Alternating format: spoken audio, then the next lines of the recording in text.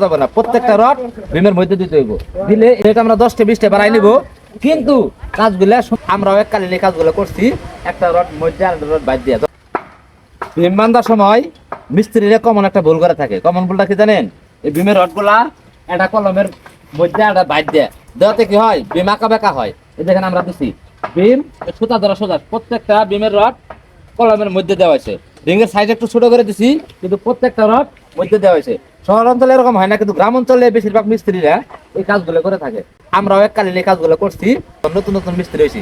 এখানকে আল্লাহ রহম মিস্ত্রি একটু অভিজ্ঞতা বাড়ছে, নতুন নতুন ডিজাইন আছে, সেজন্য এখন আর বিমের রড কোনো সময় কলমের বাইরে দেওয়া যাবে না, প্রত্যেকটা রড বিমের মধ্যে দিতে হবে। কিভাবে সুতা ধরা সুতা হবে, কারণ আপনি বুঝে নেন, একটা রড যদি আমি কলমের বাইরে দিই আপনার তো বেকা হয়ে থাকলো, বেকা হয়ে থাকলে কিন্তু মজবুত হবে না।